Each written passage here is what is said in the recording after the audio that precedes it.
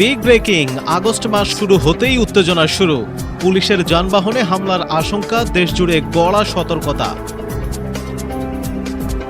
জামায়াত এনসিপির ঐক্যে ভাঙন ধরাতে চায় সরকার, সংস্কার ইস্যুতে অটুট 11 দল। হাসিনাকে তাড়িয়েছি, তারেক রহমানকেও কাফারা দিতে হবে, নাসিরউদ্দিন পাটোয়ারির কড়া হুঁশিয়ারি। আয়নাঘরে যারা দেয়াল টেনেছে তাদেরও বিচারের আওতায় আনছি, বলেছেন চিফ প্রসিকিউটর। বগুড়ায় এনসিপি নেতাদের ব্যানারে আগুন দিয়ে ছাত্রদলের বিক্ষোভ। বিস্তারিত জানতে ভিডিওটিতে লাইক দিয়ে না টেনে শেষ পর্যন্ত দেখুন। দেশব্যাপী পুলিশের ব্যবহৃত যানবাহনকে লক্ষ্য করে সম্ভাব্য নাশকতার আশঙ্কায় সর্বোচ্চ সতর্কতা জারি করেছে পুলিশ সদর দপ্তর। উগ্রবাদী সংগঠনের সদস্য বা দুষ্কৃতকারীরা পুলিশের জিপ, পিকআপ ভ্যান, বাসসহ বিভিন্ন যানবাহনের উপর হামলা চালাতে পারে। গোয়েন্দা সংস্থার এমন তথ্যের ভিত্তিতে মাঠ পর্যায়ের সব ইউনিটকে তাৎক্ষণিক নিরাপত্তা ব্যবস্থা জোরদারের নির্দেশ দেওয়া হয়েছে। শনিবার পুলিশ সদর দপ্তরের অপারেশনস কন্ট্রোল থেকে পাঠানো এক জরুরি বার্তায় এই নির্দেশনা দেওয়া হয়। বার্তায় বলা হয়েছে, পুলিশের যানবাহনের নিরাপত্তা নিশ্চিত করতে কোনো ধরনের শিথিলতা বা অবহেলার সুযোগ নেই। বিশেষ করে ডিউটির সময় এবং ডিউটি শেষে পার্কিং করা যানবাহনের নিরাপত্তা নিশ্চিত করতে সর্বোচ্চ সতর্কতা অবলম্বনের নির্দেশ দেওয়া হয়েছে। নির্দেশনায় বলা হয়, ডিউটিরত কোনো যানবাহন সাময়িকভাবে থামানোর প্রয়োজন হলে সেটি অবশ্যই নিরাপদ স্থানে পার্ক করতে হবে এবং পুলিশের সদস্যদের সার্বক্ষণিক নজরদারির আওতায় রাখতে হবে। কোনো অবস্থাতেই চালক বা দায়িত্বপ্রাপ্ত সদস্য ছাড়া যানবাহন ফেলে রাখা যাবে না।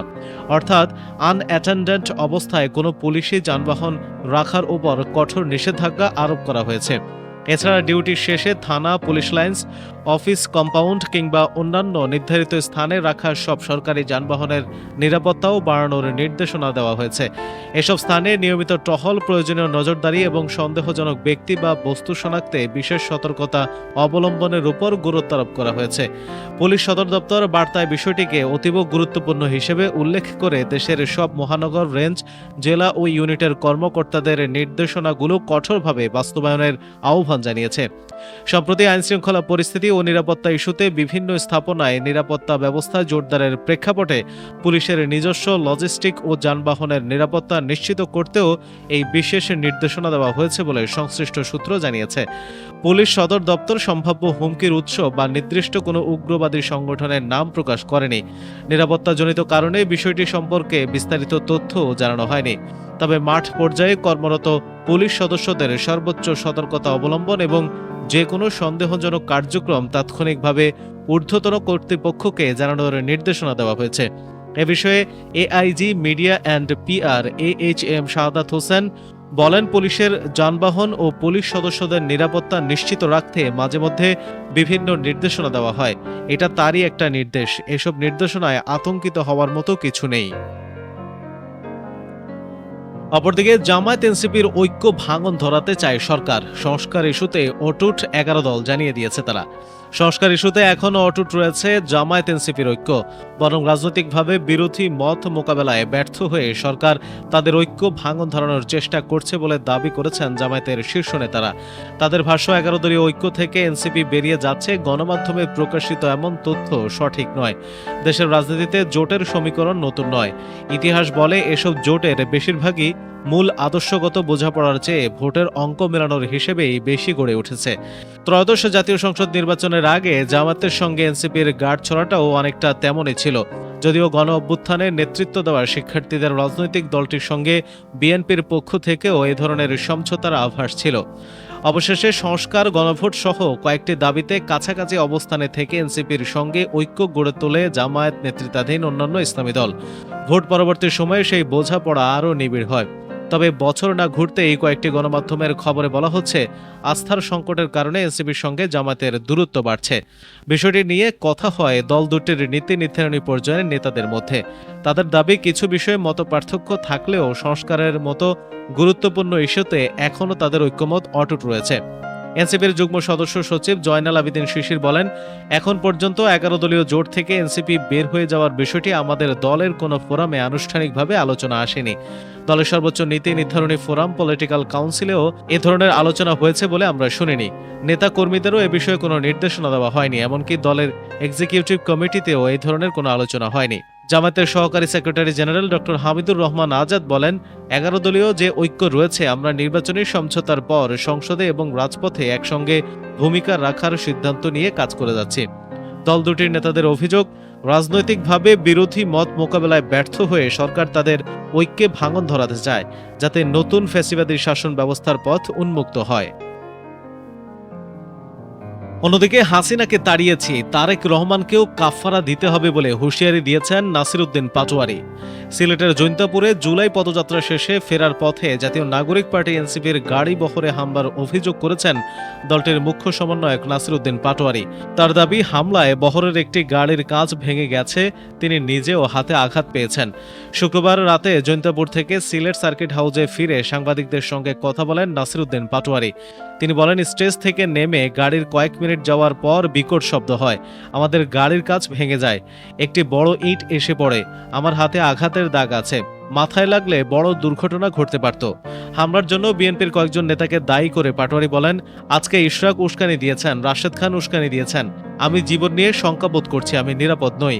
তারেক রহমান আজ রাজনৈতিকভাবে একটি বড় ভুল করেছেন। তিনি আরো বলেন, শেখ হাসিনা আমাকে রিমান্ডে নিয়েছিল, তাকে দেশ থেকে তাড়িয়েছি।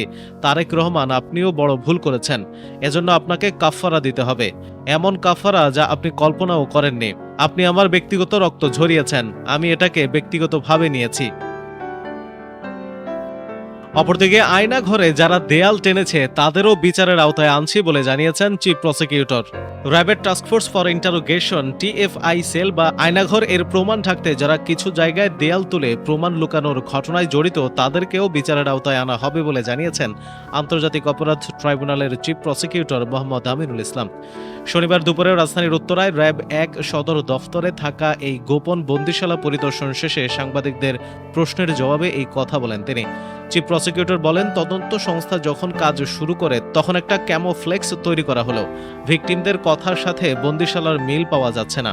বিষয়টি খুঁজতে গিয়ে তদন্ত সংস্থা দেখল কিছু জায়গায় দেয়াল দিয়ে ঢেকে দেওয়া হয়েছে। তবে সেই দেয়াল সরিয়ে ফেলার পর সেখানে 22টি রুমের দেখা মিলল, যা ভয়াবহ।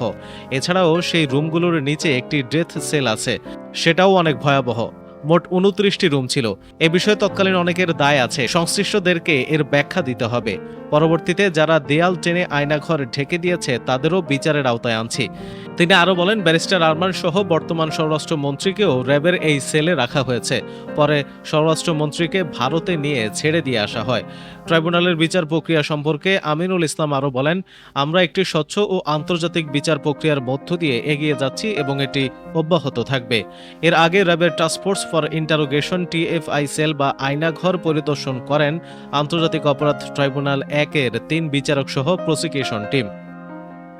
অন্যদিকে বগুড়ায় এনসিপি নেতাদের ব্যানারে আগুন দিয়ে ছাত্রদলের বিক্ষোভ। বিএনপির ভারপ্রাপ্ত চেয়ারম্যান তারেক রহমানকে নিয়ে সামাজিক যোগাযোগ মাধ্যমে আপত্তিকর মন্তব্যের অভিযোগে বগুড়ায় বিক্ষোভ মিছিল করেছে জেলা ছাত্রদল। বিক্ষোভ শেষে জাতীয় নাগরিক পার্টি এনসিপি নেতাদের ছবি সম্বলিত একটি ব্যানার এবং কুশপুত্তলিকায় আগুন দেন দলটির নেতাকর্মীরা। শনিবার বেলা সোয়া 1টার দিকে শহরের আলতাফুন নেসা খেলার মাঠ থেকে জেলা ছাত্রদলের উদ্যোগে বিক্ষোভ মিছিল বের হয়। মিছিলটি শহরের বিভিন্ন সড়ক প্রদক্ষিণ করে 7 মাথায় গিয়ে শেষ হয়।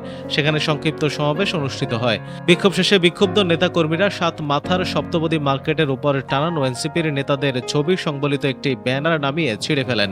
পরে ব্যানারটিতে আগুন ধরিয়ে দেন। এ সময় একটি কুশপুত্তলিকা দাহ করা হয়। সমাবেশে জেলা ছাত্রদলের সভাপতি হাবিবুর রশিদ সন্ধান অভিযোগ করেন, এনসিপির কয়েকজন দায়িত্বশীল নেতা সামাজিক যোগাযোগ মাধ্যমে তারেক রহমানকে নিয়ে কুরুচিপূর্ণ মন্তব্য করেছেন। তার দাবি, এসব বক্তব্য জুলাই আন্দোলনের ঐক্য, সাম্য ও মানবিক বাংলাদেশের লক্ষ্যকে বাধাগ্রস্ত করছে। তিনি আরও বলেন, গাজী সালাউদ্দিন তানভীরের বক্তব্য জিয়া পরিবার ও বগুড়ার মানুষের অনুভূতিতে আঘাত করেছে। তাকে আইনের আওতায় আনার দাবি জানিয়ে তিনি বলেন, আইনশৃঙ্খলা বাহিনীর কাছে তাকে সোপর্দ করা উচিত।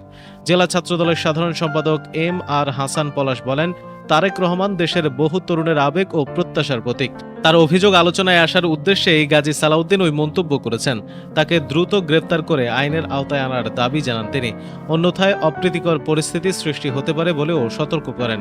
এ সময় এনসিপির প্রতি প্রকাশ্যে ক্ষমা চাওয়ার আহ্বান জানান ছাত্রদলের নেতারা।